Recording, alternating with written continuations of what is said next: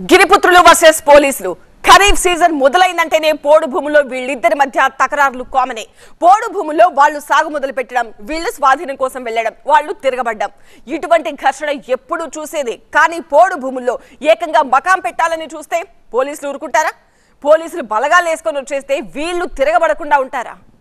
ఉమ్మడి వరంగల్ జిల్లా ములుగు ఏజెన్సీలో గిరిజనులు వర్సెస్ పోలీసులు రణరంగాన్ని తలపించింది.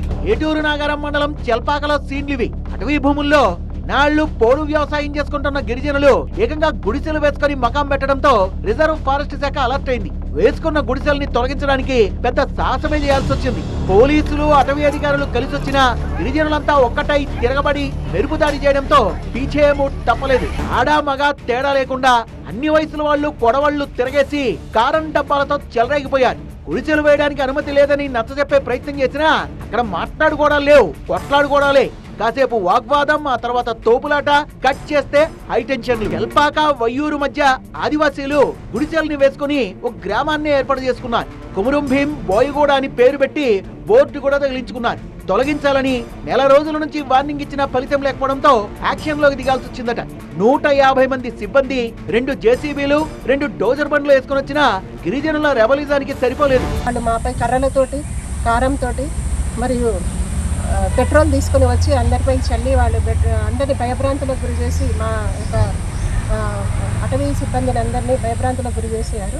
అదేవిధంగా మా జేసీబీ డ్రైవర్ పై కత్తితో దాడి చేసి విపరీతంగా గాయపరచడం జరిగింది. మరియు మా సిబ్బందిపై కారం చల్లడము, పెట్రోల్ పోయడము అలా చేసి మా అందరినీ ఈరోజు మా యొక్క విధులను ఆటంకపరిచారు. జగించే ప్రయత్నాలు చేసినా ఎట్టి పరిస్థితుల్లో ఖాళీ చేసే ముచ్చటే లేదని మొరాయించారు. మీకు మేమే కనబడ్డామా? గిరిజనేతరులు ఛత్తీస్గఢ్ వాళ్ళు వలసలొస్తే వదిలేస్తారా అనేది వీళ్ల లాజిక్. వాళ్లను ఖాళీ చేయమనండి, మేము ఖాళీ చేస్తామని మొండికేయడంతో వెనక్కు రాక తప్పలేదు. శంకరాజ్ బిల్లే మేము సంవత్సరం నుంచి ఉంటాము ఇక్కడ. సంవత్సరం నుంచి ఉంటుంటే ఆ ఫారెస్ట్ అధికారులు ఇప్పుడు 6 సార్లు బీకిండ్లు ఇప్పటికి. పోలీసు వాళ్ళతోటి బందోబస్తు వచ్చి ఎప్పుడు 5-6 సార్లు బీకినా మేము సప్పటిదాకానే ఉన్నాం. ఏమనలే. ఈసారి మళ్ళా బీకడానికి మళ్ళా వచ్చిండ్లు. మళ్ళా బీకడానికి అంతే మళ్ళీ ఇవాళ తిరగబడి ఇలా వాళ్ళతో పోరాటం చేసినాం.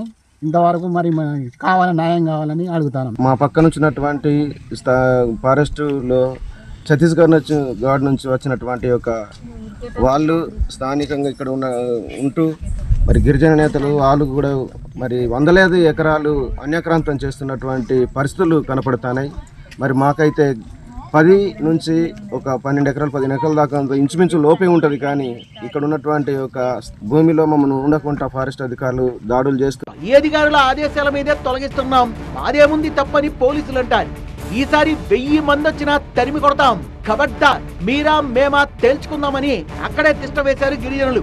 పోలీసులు కేసు నమోదు చేసే ఆలోచనలో ఉన్నట్టు తెలుస్తోంది. అటవీ ప్రాంతాల్లో ఇటువంటి ఘర్షణ సీన్లు కామనే అయినా ములుగు జిల్లా మంట మామూలుగా లేదు.